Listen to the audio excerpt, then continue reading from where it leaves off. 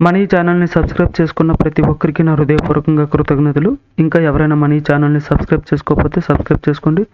అలానే ఈ వీడియోని పూర్తిగా చూడండి. నచ్చితే లైక్ చేయండి. రైల్వే జాబ్స్ కోసం ప్రిపేర్ అవుతున్న మీ స్నేహితులకు షేర్ చేయండి.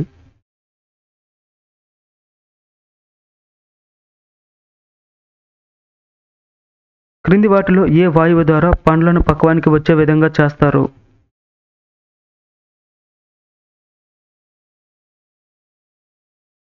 ఇథిలిన్.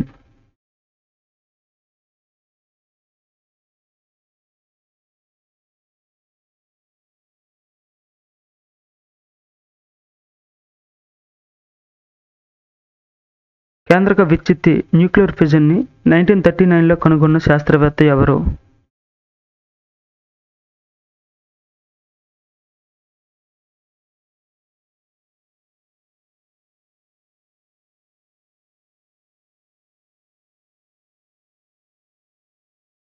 న్యూక్లియర్ ఫిజన్ని అట్టో హన్ అలానే స్ట్రాస్మాన్ అనే శాస్త్రవేత్తలు 1939లో కనుగొనడం జరిగింది.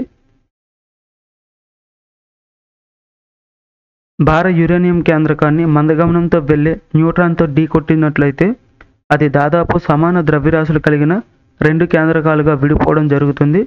అలా విడిపోయినప్పుడు అత్యధిక శక్తిని మరియు న్యూట్రాన్లను విడుదల చేయడం జరుగుతుంది. ఈ ప్రక్రియనే కేంద్రక విచ్ఛిత్తి లేదా న్యూక్లియర్ ఫిజన్ అని పిలుస్తారు. దీనిని జర్మనీకి చెందిన అట్టో హన్ అలానే స్ట్రాస్మాన్ అనే శాస్త్రవేత్తలు కనుగొనడం జరిగింది. యురేనియం కేంద్రకం 90 విధాలుగా విచ్ఛిత్తి చెందుతుంది.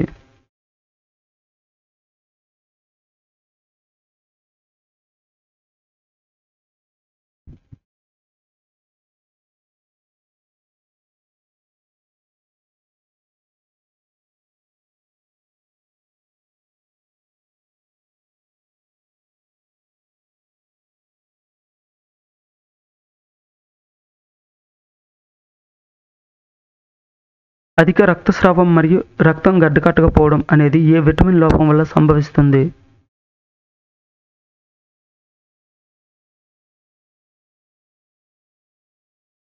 అధిక రక్తస్రావం మరియు రక్తం గడ్డకట్టకపోవడం అనేది విటమిన్ కే ఫిలోక్వినిన్ లోపం వల్ల సంభవిస్తుంది. విటమిన్ ఏ అనేది రెటినల్ లోపం వల్ల మనకి కంటికి సంబంధించిన వ్యాధులు సంభవిస్తాయి. విటమిన్ డి కాల్సిఫెరల్, దీనికి సంబంధించి మనకి ఎముకలు పెలుసుబారడం లాంటి వ్యాధులు సంభవిస్తాయి. విటమిన్ ఈ లోపం వల్ల మనకి వంధ్యత్వం అనేది సంభవించడం జరుగుతుంది.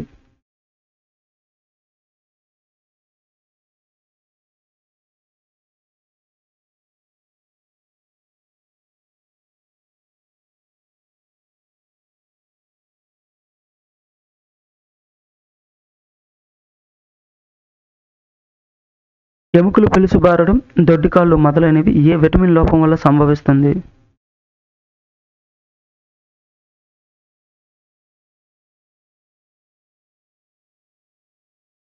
విటమిన్ కే అనేది రక్తం గడ్డకట్టకపోవడం అనేది ఇదివరకు చెప్పుకున్నాం. విటమిన్ ఏ అనేది వంధ్యత్వం, స్త్రీలలో గర్భస్రావం అనేది జరుగుతుంది.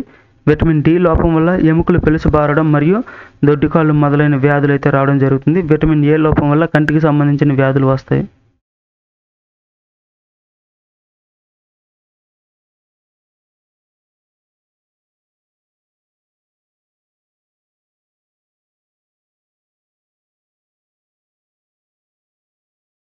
– 1942లో మొట్టమొదటి అణు రియాక్టర్ని ఎవరు నిర్మించారు?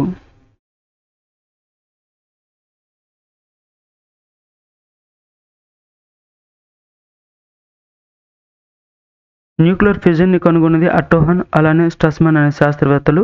అయితే 1942లో మొట్టమొదటి అణు రియాక్టర్ని కనుగొన్నది ఎన్రికో ఫెర్మి. ఎన్రికో ఫెర్మి అనే భౌతిక శాస్త్రవేత్త చికాగో నగరంలో నిర్మించారు మొట్టమొదటి అణు రియాక్టర్ని.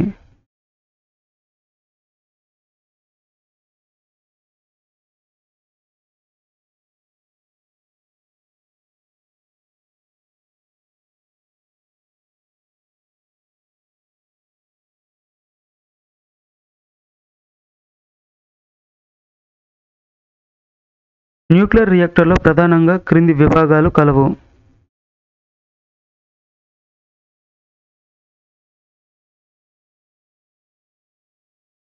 న్యూక్లియర్ రియాక్టర్లో ప్రధానంగా 5 విభాగాలు ఉంటాయి. అందులో ఇంధనం, మితకారి, నియంత్రణ కడ్డీలు, శీతలీకరణి, అలానే రక్షణ వ్యవస్థ అనేది మొత్తంగా న్యూక్లియర్ రియాక్టర్లో 5 విభాగాలు అనేవి ఉంటాయి.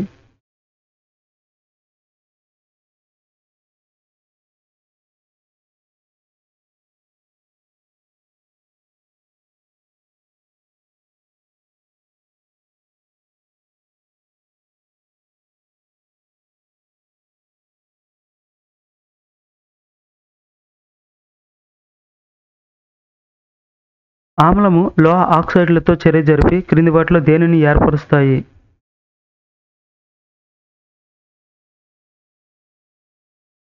యాసిడ్స్ అనేవి మెటల్ ఆక్సైడ్స్తో చర్య జరిపినప్పుడు మనకి సాల్ట్ అండ్ వాటర్ అనేది విడుదలవుతుంది.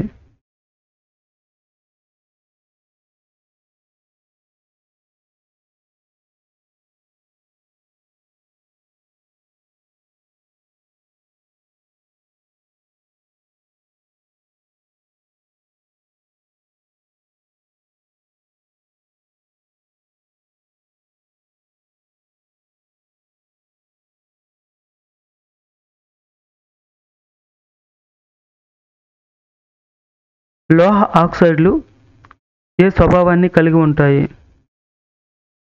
మెటల్ ఆక్సైడ్స్ అనేవి ఏ స్వభావాన్ని, ఆమ్ల స్వభావం లేదా క్షార స్వభావం? ఆమ్ల మరియు క్షార స్వభావం ఏది కాదు.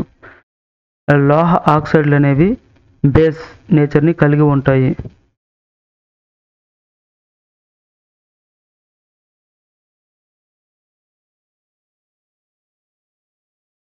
లోహ ఆక్సైడ్లు మరియు లోహ హైడ్రాక్సైడ్లు ఆమ్లంతో చర్య జరిపి లవణాన్ని మరియు నీటిని ఏర్పరుస్తాయి. లోహ ఆక్సైడ్లు అనేవి బేస్ స్వభావాన్ని కలిగి ఉంటాయి. ఎందుకంటే ఆమ్లము క్షారంతో చర్య జరిపినప్పుడు మనకి లవణాన్ని మరియు నీటిని ఏర్పరుస్తాయి.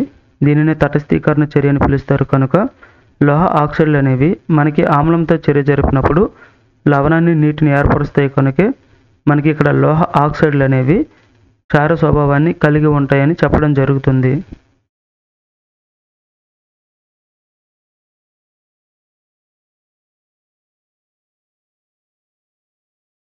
లోహ హైడ్రాక్సైడ్లు ఏ స్వభావాన్ని కలిగి ఉంటాయి? లోహ హైడ్రాక్సైడ్లు కూడా బేస్ స్వభావాన్ని కలిగి ఉంటాయి. ఎందుకంటే లోహ ఆక్సైడ్లు లోహ హైడ్రాక్సైడ్లతో ఆమ్లం చర్య జరిపి లవణాన్ని నీటిని ఏర్పరుస్తాయి. కనుక మనకి లోహ ఆక్సైడ్లు అనేవి బేస్ స్వభావాన్ని కలిగి ఉంటాయి. లోహ హైడ్రాక్సైడ్లు అనేవి కూడా బేస్ నేచర్నే కలిగి ఉంటాయి.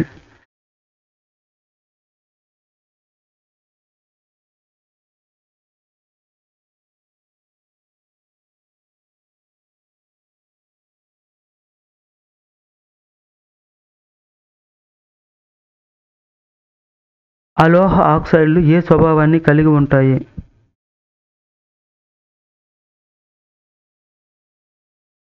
అలోహ ఆక్సైడ్లు అనేవి ఎసిడిక్ నేచర్ని కలిగి ఉంటాయి.